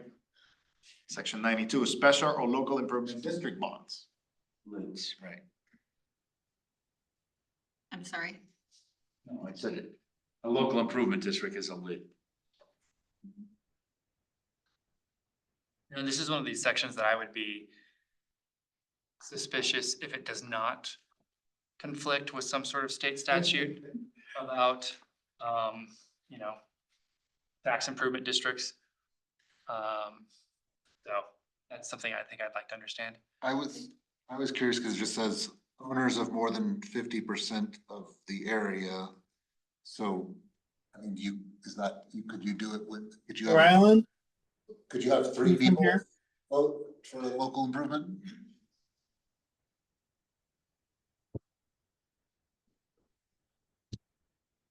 Why would you waste your time on that? I guess it doesn't establish a minimum size or minimum population, just 50% of an area. Good question for the parking lot. All right, section 93, same, special surplus and deficiency fund. Yeah, Question about the title, but that's. Yeah, I just can we retitle that, I guess, this one? Well, our predecessors asked to strike it, it didn't. Yeah. Should the whole anywhere. Yeah, So yeah, just that question. I was like, is this important? Should it be there? I just put a question mark next to it, cause I didn't. Yeah. Section 94, bond sales limitations. This is just transactional, right? Perfect. Five in-state and five out-of-state's enough to be competitive, or is it any easier to get a bunch of quotes than it was in 1983, or? It's very easy to. Yeah, I mean, so is there any advantage to limiting it to five, or could we ask for 100 quotes, or? It says at least, Sure.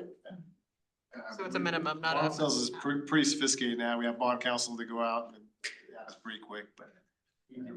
We did the refinancing for the improvement bonds in Littleton Village, and we went out to market 3 times and had many issues. This is in Littleton Village. No, this was in Littleton Village, yeah, we did. And so, I mean, it's the same kind of bond That sale. has nothing to do with the city. No, it has. Just an it has to do example. with bonds. Just an example. I'm that just it- saying. It's easy to do. It's easy to do. It's easy to do the bond. Very refinance. sophisticated market. Very sophisticated market. That was the private property owners doing that. And the developer. Alrighty, section 95, purchases. He's allowed to buy pens and papers. Like- So any gratuity or gifts of any value or amount, like if I buy you lunch or give you a stick of gum? No, I mean, there's, The state has to. yeah, there are state limitations, where, We shouldn't be influenced by. right. But you know, there are times we go out to eat and an owner wants Covers to- the bill. yeah, my rule of thumb for that is I over tip like crazy, just because I don't feel comfortable with it. You know, you can say no, and if they're gonna do it, they're gonna do it. But I still leave money because it's just, And this is specifically talking about somebody who does business with the city. yeah, right? it just doesn't feel good, but there are state limits on what we can accept. Avoiding the appearance is a good rule. Yeah. If it can look hinky, just don't do it. Walk like a dog, walk like a dog. It's a chicken. Section 96, powers and duties. Do we have a? I'm sorry? We have a purchasing officer, sorry. Yeah. Do we have a purchasing Yeah, officer? we have a procurement manager, basically, it acts as our purchasing officer. But when we're talking about like basic supplies, everyone handles their own. In the end, though, she has, Right. she did, and like some of the headache we had. it Yeah, because it said yeah. You can't do it that way. Right, and so, you know, we all have line items for basic supplies and things like that, but then other things that we might need and services we go through. Snow plows and stuff like that. Yeah.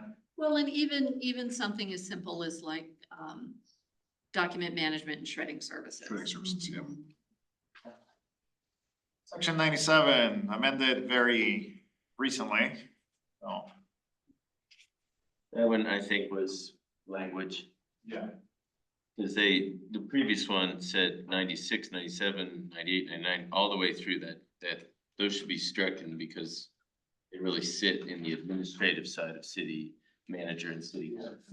I don't I'm think guessing we decided it was a hill not to die on, but they took out a lot, yeah, they did. yeah. Yeah. Good for them. So we, yeah, Somebody we took out a got lot. code now, we got procurement code. Gotcha. Yeah. Alrighty. Section 98, local purchases. Right.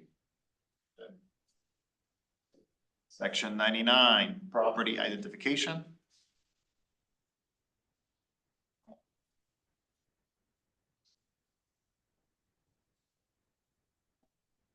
Section 100, capital improvements, Indicative of 103. also amended recently. The same thing as one of. Yeah.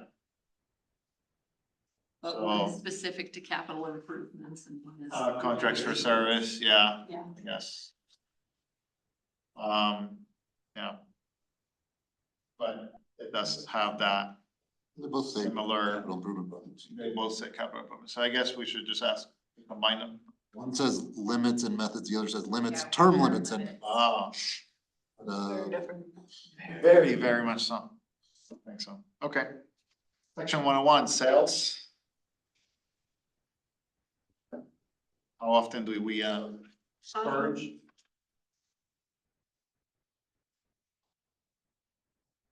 I don't know about other equipment, but I know that, our fleet does, auctions Oh, okay. with our cars and things like that. That's fine. Yeah. Same thing with computers and everything. Yeah, I was gonna ask what about electronics and. yeah, I don't handle that part. I just know when the fleet manager calls and says I need titles to Same thing with these furniture, vehicles. yeah. Is this basically saying that? Vehicles, a lot of it, right? Yeah, vehicles. Police cars, Mm-hmm. trucks. Mhm. It's basically just saying that before you junk something, it has to go out for bid, so We you. try to get value from everything we have. That's kind of what I It's took. past its normal life. Right. For us, but somebody. Yeah, no, I measure it. Well, it may be costing us more to keep it Yes. than to auction it off and get rid of it. Well, it keeps from like the city of Lakeside that was selling 2-year-old police cars for $5. Or, Yeah. you know, Yeah, you so, probably don't want yeah. Did you buy one? I wish. I didn't know about it till the news article came out. Yeah. Great, it needs a new engine. Yeah, we'd have to look at that. I know that we have Yeah, I think that, disposed of, yeah, Which has a population. I'm sorry, I'll wait. no, I think this serves a purpose. Section 102, emergency procurements. So this is just saying like when we need something very quickly, we don't go the bidding process. Or like for emergency purposes.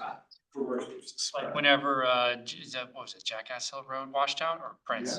Yeah, great example. The culvert. Or when you needed 100,000 paper face masks for every Yeah. employee. Well, Like- so that brings up what I noticed about this, which says, you know, in an emergency of property, health and peace and safety, you can't pay more than commercial prices. So if we need face masks, but you know, there's a run on face masks, we're not allowed to buy any of them in an emergency because they cost more than they normally do, right? But I think then that isn't the. I think your not the example, Commercial price. Mike, I don't know. about Jackass Hill and the erosion caused by the flooding going through there, what was the total cost of that, roughly? $2 million?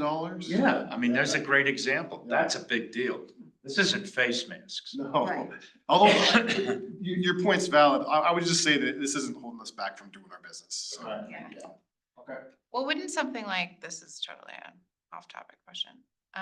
Wouldn't something like the Jackass Hill be covered under an on-call contract? Do we have anything? like that? So we do have on-call contracts and that might help us with like design or project management. Oh, but the actual Generally, the whole construction. Project is not gonna fall under on-call. Okay, yeah. Although sometimes it does, right? If it's Yeah. small enough in scope, you know, Sure. like we had a sinkhole right on Santa Fe and Bull, just off. And it Okay. ended up being CDOT that was ultimately responsible, but we didn't wanna wait for CDOT to say we're Right. responsible. You want to get Okay. it done. Go on call, get someone to repair it, and then we're able to do it. Does this protect us from a shady contractor being like, yeah, I'll do it, but it's gonna be double the price? And you can come back and be like, that's against charter or anything like that? Probably, I'm not sure if it would protect us at all. Yeah. You Or know, prevent that kind to of- James's point, we have these people on call because they're qualified and they're reputable. And remember, the charters for our purposes, not for contractors. Well, no, but it would I prevent you think- from making that contract with somebody. You would have to go find another contractor that was. Yeah, Well, where my head's at though is saying not more than commercial prices is fairly meaningless. it's fairly meaningless. Yeah, in Billy's example, if masks cost 100 times more, that's market That rate. is the commercial price. The new commercial. So- Sure. Gas from Yeah. week to week. Yeah. Okay. Probably meant more in 1959 when you knew everybody you were buying stuff from. Yeah, Or you had limited ability to. Yeah, to interact, there was no global. Yeah, that's economy. true. No Like, Amazon. if the city manager knew the hardware store owner and wanted to give him a bonus. Yeah, They would have prevented that. Okay. I didn't agree. Okay, that's it. That is all for today. So the next meeting is the 8th of January. That's correct. See you next year. It says 15 So on the agenda. 15? The agenda says 15. Yeah, January 15th. The third. Which is the third. The third. Yeah, I think it's. 15th. Ah, yes, It's the 15th? The 15th. 15th, yes, the third. Okay, so it's the 3rd, Not the 15th. not the 2nd. So Our vice chair has a comment? Just to let everyone know that we'll be providing an update to council during our break time. Colleen's gonna take first stab at a draft of that and we'll take a look at it. It's basically the facts that we've gone through One round. the charter once through. We're projecting we will get through the charter again before we're formalizing any recommendations and anything other than that. Colleen will make sure we're sticking with that.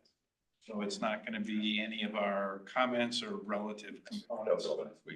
Don't be surprised if the council gets an update that you haven't seen, but we'll send it out to everyone. Yes, we can do this. So as of November 4th, isn't there a new clause in the charter that we haven't reviewed? No, No, because it's no, the not in the election's not charter yet. certified yet. Oh, okay. The election won't be certified until the 26th is the deadline to do it. And so we won't be amending the charter until the election is certified.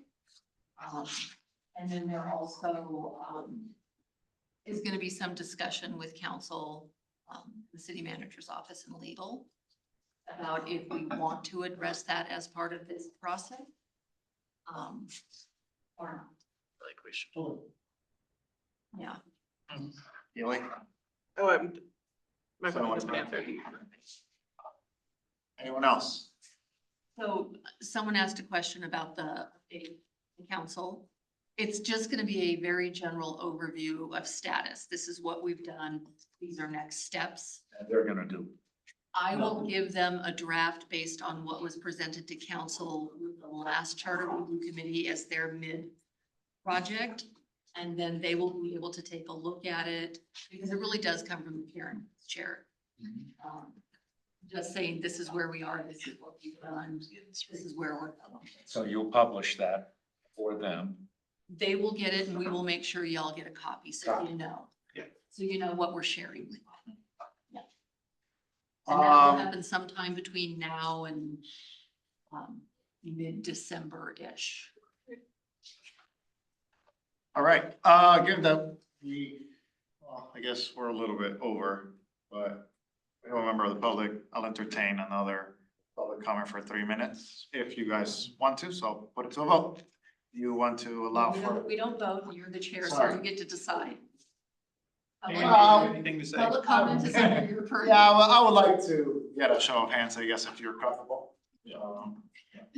Wants to say anything? Perfect. Ms. Pham, if you'd like to say something, you have 3 minutes. Let me put a little block. Let's see, timer. 3 minutes.